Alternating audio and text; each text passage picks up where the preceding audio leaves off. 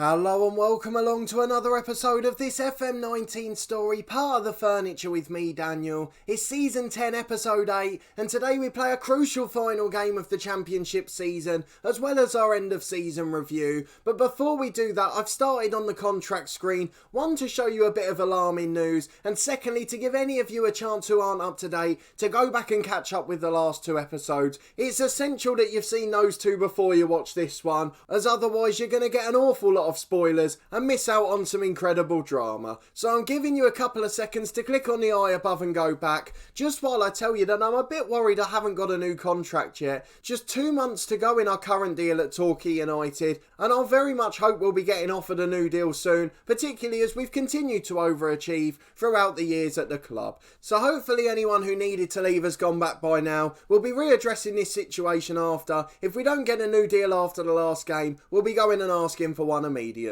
But let's go back to the home screen. Any spoilers will now be apparent. We are top of the league and secured promotion in the last episode. However, today it's between us and Sheffield United to win the championship. We've got 5th place Crystal Palace, armed with Owen Jack Bali Mumba trying to take us on. Whereas Sheffield United are at home to playoff chasing Norwich, who are down in 7th place chasing 6th.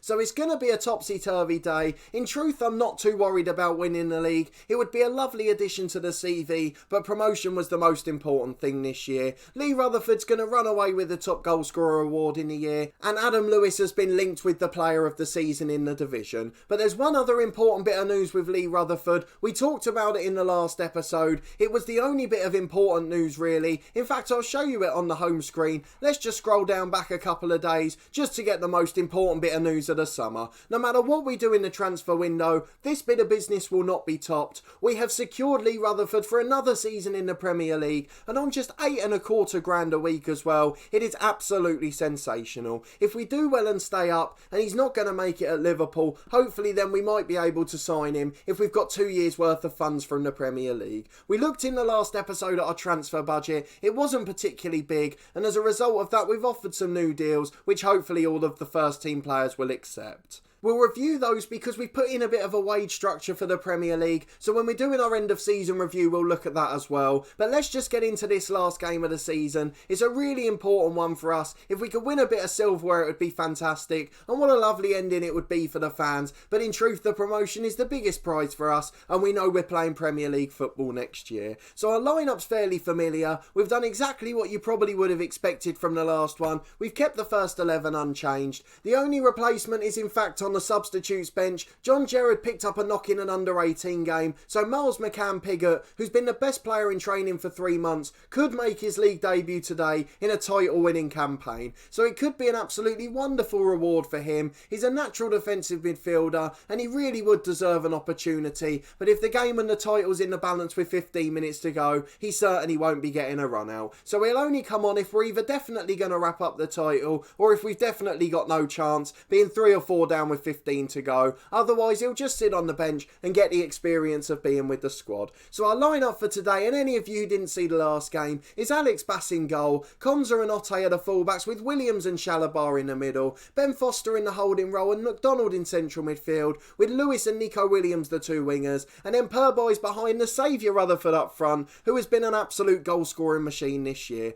To put it into perspective in the championship, he's 9 goals clear of anyone else, and that player who's in second at Ipswich has just come up in our scout reports as a player we really should be signing. I'm not sure we're going to do it because we'll probably only play with 1 up front next year, particularly in the Premier League. I don't think we can afford to leave 2 up there. We'll probably get exposed on the break. But let's get into a crucial deciding game. Fingers crossed this 11 can perform and have not already gone on their holidays or had any big sessions in the night after their recent success. They've already secured Premier League promotion, so hopefully they haven't gone on a 7-night bender and they'll be alright for today and put in a decent performance. There's no Bali Mumba in the starting lineup for Palace, but they have got Owen Jack up front. Another man, if Palace don't go up, that we could think about trying to bring back, although my first priority would be Richard Quirk, who came through our youth intake a couple of years ago. So let's go and talk to the lads. The 4-2-3-1 they've dealt with 100 times now. That's exactly what this formation's for, to help with opposition tactics where we were getting overrun in midfield. Let's tell the lads to prove a point, get into the first half, and fingers crossed we can can pull off a result, we're going to drop to a balanced mentality. We don't want to get too far up the pitch. Why again have we changed from yellow to blue? The opposition are wearing blue and we've changed into a blue kit. It makes no sense at all. But if we get the early goal, I won't mind, as Nico Williams' cross clatters off the defender and out for a throw on the right hand side. We've got a long throw slightly deeper now with Konza. He finds Nico Williams. Purby delivers to the back post. McDonald hooks it back. It was just over here in truth, but he managed to get something on it. Lewis made a turn and went for an effort from the edge, but it's wide of the post. He didn't really look like scoring. We've got a long throw on the left now with Otte though. We're certainly causing trouble from set pieces. It's bobbling around in there. It falls to Foster and it deflects into the arms of the keeper, who managed to do well to hold it down to his left. We've got a goal kick with Alex Bass, possibly his last game as a first choice keeper, but we'll obviously review a bit more of our squad at the end of the year and what we're planning for next season. Obviously I would like to know your thoughts down in the comments, as Purby's in and scores. He's not had the best season, he's on his way to Sevilla in the summer, but what a way to wrap up his time here by hopefully securing us the title with a goal. Let's scroll down on the latest scores so we can see the Sheffield United one. They're 0-0 at the moment, but obviously it's important we get the win today, as it won't matter what Sheffield United do in that instance. But as I've said, let me know down in the comments if there's anyone you think will make it in the Premier League. I know normally I do it the opposite way round, but it's probably easier to say which ones will make it this time. I'm thinking Adam Lewis and Rutherford are definites. After that, there's a lot of possibilities, but no real certainty. It's Owen Jack, our former man, on the counter. Brilliant tackle by the centre-half, but it's fallen to Holder on the right. Brilliant ball into Daly, and he's unmarked at the back post and puts it in. That's the problem with having a centre-half at right back.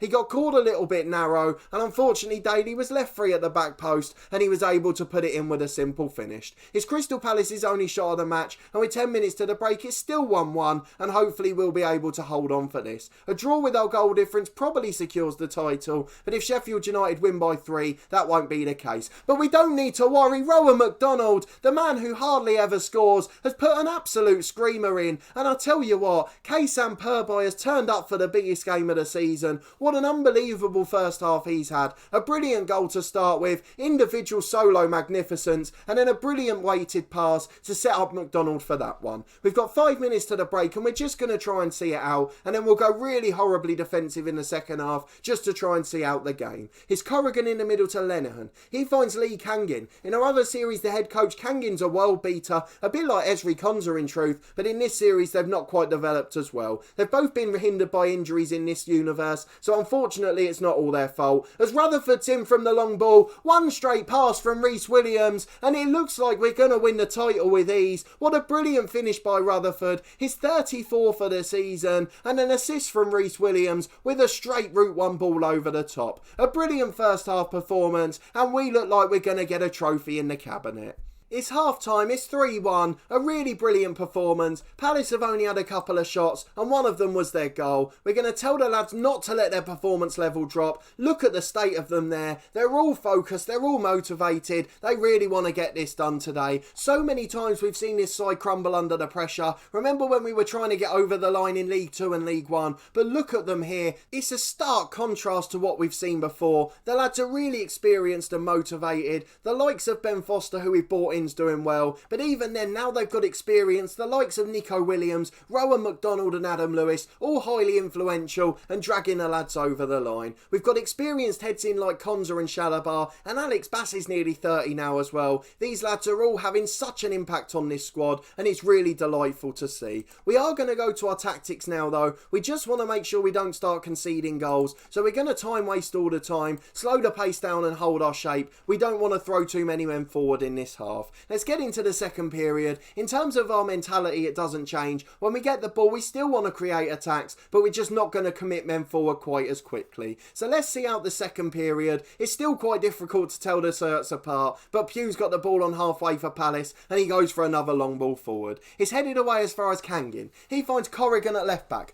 Vincent's is on the left hand side, and they're just keeping the ball short, trying to create a bit of pressure, and probably tire us out in truth. I'm not quite sure what the Sheffield United score is boys at the moment. We'll go and have a look again after this highlight. Hopefully we won't concede, and then we don't have to worry what's going on elsewhere. Palace are keeping the ball beautifully here. 30 seconds of uninterrupted possession, and the ball's going down the left-hand side now, and it looks like they've finally worked an opening. Kangin's got the ball towards the edge of the box. Backs for Vincent's though. He's got a man over on the right, but goes short to Gonzalez. He beats two, and it's gone straight through Alex Bass. It had a lot of power on it, but he shouldn't be conceding that. That's really disappointing from Bass, and it's probably why he won't be first choice in the Premier League. We're going to tell the lads to still play quite direct. I was almost going to go for shorter passing there, but the fact that we've given a goal away now means I have to be a bit more careful. Sheffield United are losing at home to Norwich. What a fantastic result that is for us. It means we can afford to lose. Obviously we'd like to not do that, but if we do lose, we're still top as it stands, and Rutherford doesn't want us to lose. He scored another goal. 35 in the league for Rutherford. That is absolutely remarkable. He has been sensational. Standing 3 yards out, an instinctive finish, just flicks a foot at it to make it 4-2. There's 20 minutes to go. We're going to make some subs. Adam Lewis is in pretty poor form at the moment, but I don't have any other options on the left. We are going to save one sub for McCann Piggott if possible, so it's just going to be the two for now. Let's see who are the best ones to bring on. We're going to give Carl Cohen a run out on the right. He's going to come on for Konza, and Nico Williams is going to drop to right back. That's more familiar for what we've been doing most of the year anyway. And I think we're just going to leave it at that for now. If Rutherford gets his hat-trick, we'll take him off to a standing ovation, but for now we just want to make sure we get the job done and be a bit professional on the ball. It's Otte at left back. Long ball forward for Rutherford. He's in one-on-one. Can he get the hat-trick? Of course he can. 36 league goals for Lee Rutherford. I'm probably getting louder, but this man is going to be so important in the Premier League, and securing him for another year is going to make all of the difference to our chances at staying up. It's given me a little bit of optimism, just as it did this year when we signed him, and he's done a brilliant job for us this year, and hopefully he'll do the same in the top tier. It's Kangin with the ball to Vincent. What we don't want to do is concede again now. We could have an absolute party and win by 3, but if we get a goal back against us now, I feel like it could get a bit nervy. Sheffield United have got one back against Norwich, but they still trail 2-1. Gonzalez is in the box again, and I tell you what, he's scored some crackers. Let's go and have a look at him. He's only on £5 a week. He's 19 years of age. Our scouts don't seem to think he's that good, but I think he's an absolute star based on this performance. We've finally got a warning to close him down, but with 10 minutes to go, we're going to make our subs. Rutherford's a little bit tired. He was obviously injured in the last game, so we're going to bring Bobby Duncan on for him, a player who's not got as much football as he would have liked this year, but has still been a crucial player for us. And then we're going to replace Ben Foster with Miles McCann Piggott. The youngster's going to make his debut for Torquay, and what a time to do it. The lads worked so hard in training in the last few months, and this is the sort of reward we love to give them. It's Nico Williams from the short goal kick. He's just going to keep it at the back. We're going to take as much time as possible as Nico Williams gets the ball from Shalabar again. Purboy's really turned up today. He's now put Bobby Duncan in. His shot saved by the keeper, and it's behind for a corner kick. Purboy's been sensational. Right off the last 45 games, he has delivered today, and is the main reason we've won the title. That and him and Rutherford, what a lovely combination they've proven. It's a shame he chose Sevilla over us. He could have been a star next year, but I doubt we'll be able to play with a number 10. That's a luxury we probably can't afford to have. If we go to the team instructions, we're just going to drop down the tempo and the passing directness. We want to make sure we keep possession now. We'll just play it out from the back and keep the ball for as long as possible. We're not going to prevent short goalkeeper distribution. We don't want our striker getting caught too high. We just want to keep them on the halfway line and make sure we keep a good shape. It's Nico Williams in the right back area. He throws it in and the whistle goes. We've won 5-3 at Crystal Palace, the playoff chasers. They are going to be in the playoffs themselves, but there's the pink and grey suit. Alex Bass, the captain, lifts the trophy. What a wonderful achievement for him. He was with us at the start in the National League South on loan, and now he's going to be our captain going into the Premier League, although he may not be our first choice keeper. I'm so delighted with these boys. What a season it's been, and Lee Rutherford at times been a one-man attack, and his 36 league goals prove that. We're delighted to have him here for another year, and we're just going to go and praise all the lads in a minute when we look at our end of season review. We're going to tell them they did what was needed, a good performance. I'm sure they'll be delighted with that, and what a time to give a youngster their debut. He's going to remember that moment for the rest of his life. Sheffield United did come back and get a draw. Again, it was Asayi Samuel who caused us so much trouble. He equalised against us with a screamer, but it doesn't matter. We win the league by 4 points. Sheffield United are promoted with us, and Blackburn Blackburn via goal difference have to settle for a place in the playoffs. They're going to be playing Crystal Palace, who we beat today, and hopefully Owen Jack will join us in the Premier League again. The only unfortunate news on this page is Luton Town are relegated by a point. It's such a shame, I'd love them to have stayed up, but unfortunately it wasn't to be, and they'll have to have a go at promotion again next year. So there's the confirmation we win the Championship. We lifted on the final day. Again, the best thing for us here, no sign of nerves in a pressure situation. Hopefully that'll bode well when we're fighting relegation next year. McCann Pigott makes his professional debut. He's still linked with a lot of Premier League sides, but what a moment that was for him to lift the trophy in his first appearance. The post-match press conference we'll deal with later. We've brought glory to Torquay. The board, of course, are delighted. Hopefully enough so to give us a new deal. Rutherford has to get praise. He scored another hat-trick. Unbelievable work from him. And we got a little bit of money for finishing first, but the real financial rewards in the Premier League. So let's go and look at the squad for the end of season review. I've left it on the contract screen so you can see exactly what we're doing. We'll review those in a moment, but let's quickly put them in order of their appearances and their average rating for the year. So in terms of appearances, top of the list is Trevor Chalobah with 47 games. What a wonderful signing he's been. He's been playing with us for 2 years now, almost got us a playoff place last year, and played every single league game from the start with a rating above a 7. Fantastic achievement from him, and the experience has really helped us over the line. Just behind him on 46, Bass, Rutherford and Rowan McDonald, all absolute stars this year. Reece Williams one behind that, and the two wingers above 40 appearances as well. Brilliant standout players they are, and all bar Rutherford on permanent deals, with Rutherford still staying here next year. That list of those top 7 plus Ben Foster, who we signed in January, are probably the 8 I really trust to make it at the next level, whether it be as first team players or squad players. The rest of the squad could be going or may be susceptible to transfers or replacements. If we go and look at them in goals order, there's only one man at the top, Lee Rutherford with 36 goals, all of them coming in the Championship. It's an unbelievable ratio, and with 7 assists as well, that's almost one contribution to a goal a game. If we look at the other strikers, they've really done a good job when deputising. Broger's got 15 goals and Bobby Duncan 10. Adam Lewis with 10 from the left wing as well, the main men supporting Rutherford. In terms of assists, we've got one man in double figures, Carl Cohen the loanee on 11. We've tried to get him on a new loan deal or a transfer, neither of those have worked out. Let's see if Reading stayed up. They finished bottom of the league, so Reading are going to be a League One club next year. I'll be very surprised if we can't get Carl Cohen, even as our backup right winger. The two wingers we own, Nico Williams and Adam Lewis, they both got 9 assists apiece, and we mentioned Rutherford on 7, ahead of Kaysan Purby on 5, who didn't have the best season to be honest, but was brilliant on the final day. And finally the average ratings, we've got so many above a 7, Alex Bass is one just below it. He's been really good this season though, but all the usual suspects are up there. Rutherford a runaway winner, Broger and Lewis well into the 7s as well, Corey Houlihan, who didn't make many appearances but was really solid for us in the Cups, Nico Williams, David Fraser, Reece Williams and Trevor Chalobah the 2 centre-halves, and Carl Cohen rounding off the players above a 7. They've all had really good seasons. It's impossible to single anyone out who's been terrible. The only one who's not been particularly good or somewhat of a disappointment is John Sampson, the right winger. We signed him in January on a permanent and he got sent off in his first start and has never really had another chance since. The only two that we signed in January that haven't made an appearance yet are Daniel Harvey, the left back, and Johnny Kelly, the number 10. They'll both get chances in the future or be sold out and loaned out. Daniel Harvey was just there as a backup. Unfortunately, we didn't get any injuries. So I'm interested to hear your thoughts on who you think might make it this year. Is there anyone aside from them standouts I've picked out that you think might have a go at it in the Premier League? I've offered deals to a couple of others just to make sure we've got squad options. With a small budget around 35 million, it's going to be impossible to replace all the players we want. So the likes of Jim Desart, for example, and even one of Bobby Duncan and Broger are going to have to stay just so we've got backup options. We really don't want to leave ourselves short in the Premier League. So if we go back to the contract offers screen,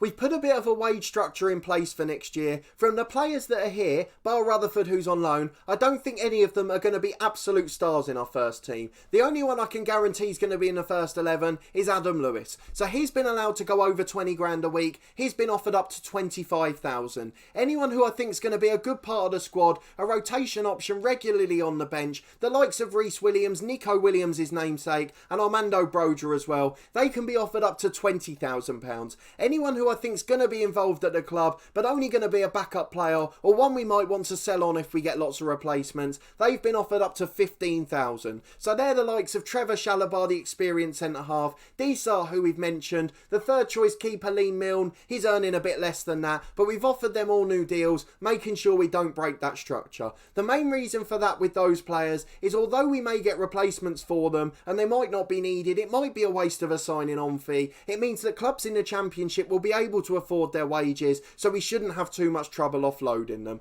That's one thing I've always found difficult in the past, particularly in like journeyman style series, where we've joined bigger clubs who have out of control wage budgets. We've never been able to offload all the players as they're all earning so much money. So for backup players who aren't going to make the squad, they're just going to be those 5 or 6 who are sitting in the reserves and able to come onto the bench where need be. They're going to be players earning 15 grand as a maximum to make sure we can get them to most Championship teams. But that's the plan for now. If we do get superstars in the Premier League, I'm preparing to offer up to 35 grand a week, but it'll have to be a remarkable player for us to do that. The likes of Purby, for example, we offered 30 grand to when we gave him a contract, but unfortunately he chose Sevilla instead. We're going to promote 2 or 3 of the youth players. The ones you see there are probably the candidates. McCann, Pigott, Probert and Hassan, they're going to be sitting in the reserves as the sort of 5th choice in each position. So Probert will be the 5th choice central midfielder, behind the 2 starters and backups. McCann, Pigott the 3rd choice holding man, Raimi Hassan the 3rd choice right winger.